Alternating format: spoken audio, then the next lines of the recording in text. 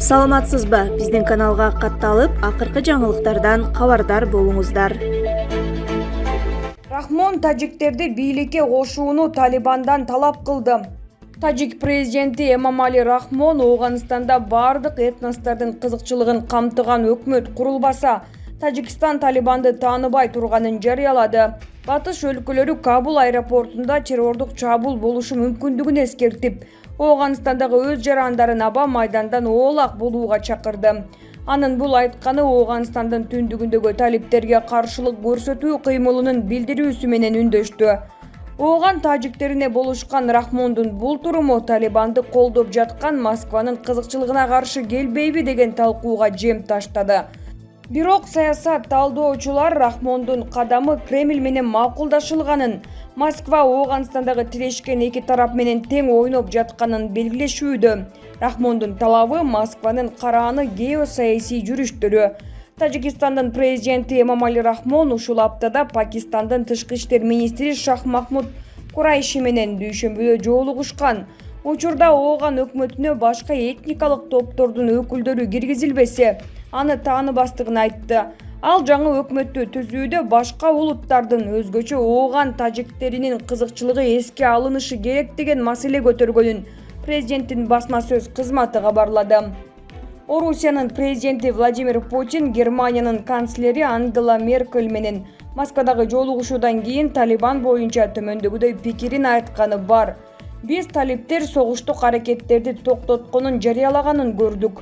Коомдук тартипти жолго салууга киришти. Жергиликтүү жашоочулар менен чет элдик дипломаттардын коопсуздугуна кепилдик берүүгө убада кылды. Ушунун бардыгы ишке ашат деген үмүттөмүн. Бул жараян буунун коопсуздук кеңешинин координациясы астында эл аралык коомчулуктун ынтаасы менен көзөмөлдөнүп турушу керек. Дагы бир маанилүү учур. Террорчулардын чектеш өлкөлөргө киришине, айрыкча качкындар сыяктуу өтүп кетишине жол бербөө зарыл, деген Владимир Путин. Ошондон көп өтпөй орус президентинин басма сөз катчысы Дмитрий Песков Москва Ооганстандагы тирешкен тараптардын бирин дагы жактабасын жана чыңалган чатакка аралашпай турганын жарыялаган. Ал эми Кремлдин жакын өнөктөшү саналган Эмомали Рахмондун позициясы Москванын талиптерге карата маселесинен айырмаланып турганы көрүнүп калды. Ал Ооганстанда инклюзивдүү өкмөт түзүүгө үмүт артаарын белгиледи. Рахмон расмий дүйшөмбү талиптердин тажиктерге, өзбектерге, хазарларга жана башка этникалык азчылыктарга жасаган зомбулуктарын айыптады. Анын айтымында Ооганстандагы мамлекеттик түзүлүш бардык топтордун көз караштарын эске алуу менен аныкталууга тийиш. Кош кабат оюн, Рахмонго бөлүнгөн роль. Орусиялык саясий илимдердин доктору Андрей Казанцев Рахмондун кадамын Москва менен макулдашылган деп эсептейт. Жирнов, Орусиянын Ооганстандагы элчиси Дмитрий Жирнов түз эле Кенже Масудтун аракеттеринин өзгөчө келечегин көрбөй турганын айтты. Ушуга байланыштуу Эмомали Рахмондун Тажикстан Талибанды эч качан тааныбайт, ал жетишилген макулдашууларды бузду деп айтканы Орусиянын кызыкчылыгына канчалык каршы келет деген талаш жаралууда. Мындан бир топ божомолдор бар. Анын бири Рахмондун бул кадамы Москва менен макулдашылган болушу мүмкүн. Тажикстан Ооган тажиктерине курал-жарак жеткиргени анык болсо, ал дагы Орусия менен макулдашылган деген эксперттик пикирлер бар. Менимче Рахмондун кадамы Москва менен макулдашылган болушу ыктымал. Түндүк альянстын түпкү союздаштары. Саясат талдоочулар Орусия салттуу түрдө Тажикстан жана Өзбекстан аркылуу Ооганстандын түндүгүндөгү тажик-өзбек кошундарынын түндүк альянсын колдоп келгенин белгилешти. Бул жактагы мажахеттердин аскер башчылары Шах Масуд менен Абдул Рашид Дустум талиптердин таасирине каршы Ооганстандын түндүгүндө плацдарм түзүп, Борбор Азия менен Орусиядан аскердик, материалдык жана финансылык колдоо алып келгени ачык булактарда да жазылган. Бирок бул жолу Орусия Ооганстанда бийликке келген талиптерге карата Кытай менен чогуу макулдашылган мээлүүн позицияны кармаганы айтылууда. Ошондуктан Ооганстандагы талиптерге каршы күчтөр бул жолу да аскердик жана саясий колдоону Талибанга жакын болуп жаткан Орусиядан же Кытайдан эмес, Бейжиң жана Пакистандын бул чөлкөмдөгү олуттуу атаандашы Индиядан жана андан ары батыштан издей баштаганы белгилүү. Талдоочулар талиптерге каршылык көрсөтүү кыймылынын Буга чейинки кайрылуулары ага далил экенин мисалга алышууда. Талиптердин каршылаштары чөлкөмдөгү негизги оюнчулардын геосаясий кызыкчылыктарын эске алган деген тыянакты алардын соңку жүрүштөрүн талдагандан кийин чыгарышты. Талибандын негизги өзөгүн Пакистандан тамыр алган пуштундар түзсө, ооган тажиктери башка этникалык азчылык топтору менен союздаштыкка алар менен көптөн бери тирешип келгени белгилүү. Ошондуктан Кабулда бийлик кулаары менен талиптердин буту баса элек жалгыз провинция Панчшер өрөөнүндө ооган тажиктеринин Талибанга каршылык көрсөтүү кыймылы түзүлгөн. Аны бул өрөөндөн чыккан аскер кол башчысы маркум Шах Масуддун уулу Ахмад Масуд жетектейт. Ага Ооганстандын кулаган өкмөтүнүн биринчи вице-президенти тажик тектүү саясатчы Амрулла Салих келип кошулганы кабарланган. Тажик президенти Эмомали Рахмон 25 августта турумун ачыктагандын эртеси Ахмад Масуд экинчи билдирүү менен чыгып, талиптер башкалар менен эсептешүүгө тийиш экенин кайталады. Биз бир эле провинция үчүн эмес, бирдиктүү өлкө, эгемендик бардыгынын кызыкчылыгын коргоо үчүн турабыз. Өлкөнү бир провинцияда туруп коргойбуз. Бул жакта бизге тилектештер чогулууда. Анткени Талибан биздин баалуулуктарды эске алып, бир гана сүйлөшүү жолу бар экенин түшүнүшү кажет. Согушканды каалабайбыз. Башка жол болсо, анда аягына чейин каршы турабыз.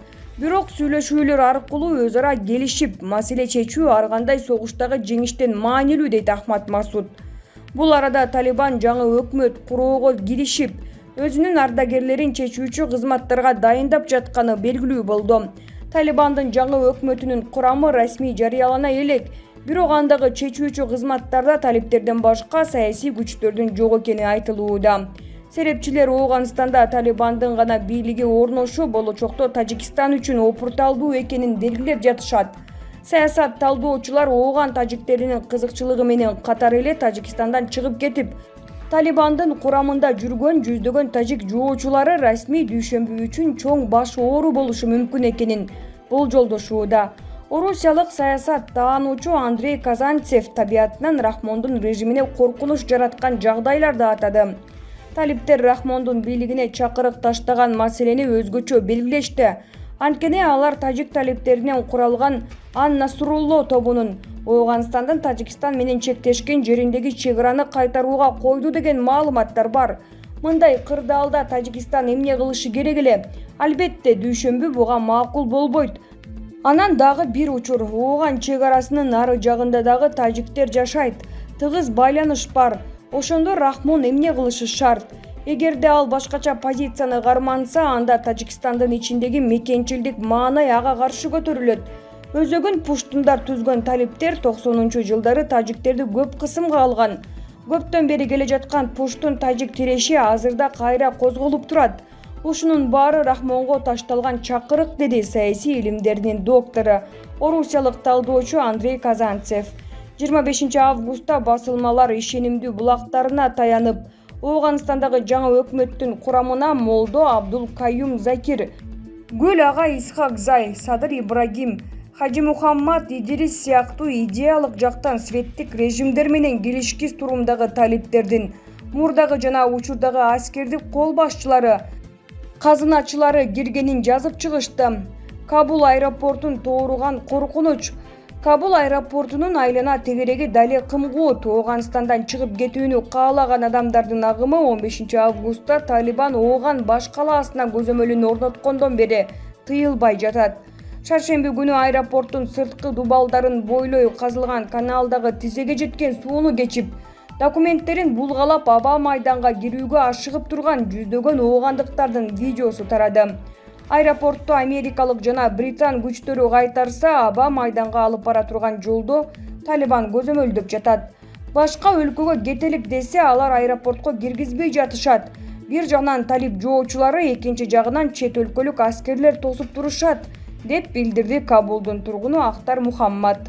Акыркы 12 күндүн ичинде бул аэропорттун айлана тегерегинде башаламандык орун алып, бир нече адамдын өмүрү кыйылган. Белгисиз куралдуу топтор менен атышуу да болгон эле. Андан бери Кабул аэропортунда кол салуу болушу мүмкүн деген тынчсыздануулар жаралып келет. 25 августта АКШнын Кабулдагы элчилиги Ооганстандагы америкалык жарандарды аэропорттун аймагына келбей турууга, кокус аба майданга келгендери болсо тез арада артка кайтууга чакырды жана буга коопсуздукка байланыштуу коркунучтарды жүйө келтирди. Аны улай Улуу Британия менен Австралияда ооган жергесиндеги жарандарына ушундай шашылыш кайрылуу жолдоп, аэропорттун аймагында террорчул чабуул болушу мүмкүндүгүн эскертти. Биздин каттамдарга байланыштуу так кеңешибиз Хамид Карзай атындагы эл аралык аэропортко келбегиле. Эгер аба майдандын аймагында болсоңор, коопсуз жерге барып, кошумча маалыматты күткүлө. Ооганстанда дагы деле өтө олку солку жана кооптуу абал өкүм сүрүп жатат. Адам көп топтолгон жерлерде коркунуч бар жана зомбулук чыгып кетиши ыктымал. Террорчул чабуул болот деген өтө жогорку деңгээлдеги коркунуч кала берүүдө, деп билдирди 26 августта Австралиянын тышкы иштер министри Мэрис Пейн. Буга чейин АКШнын президенти Джо Байден Ооганстанда эл аралык күчтөргө ислам мамлекети террордук тобунун Талибанга каршы тура турган жергиликтүү бутагы коркунуч жаратып жатканын айткан. Мындай эскертүүлөргө карабастан аэропортто эл дале көп экенин Батыш өлкөлөрүнүн биринин дипломаты 26 августта билдирди. Азырынча Кабулда Ооганстандан чыгып кетүүнү көздөп жаткан Батыш мамлекеттеринин жарандарынын саны канча экени так белгисиз. Айрым маалыматтарга ылайык, ушул тапта Ооганстанда колунда АКШнын паспорту жана визасы бар кеминде 1,5 миңдей адам аба майданына кирүүгө аракет кылып жатат. Аба майданга ашыккан чет элдиктер да, ооган жарандары да август айы аяктагыча өлкөдөн чыгып кетүүнү көздөп турушат. Буга чейин талиптер эл аралык күчтөр 31 августтан кийин да Ооганстанда кала беришине каршы экенин билдирип, эвакуация менен аскерлерди чыгаруунун мөөнөтү узара турган болсо, анда ал кызыл чектен өткөндүк болоорун эскерткен.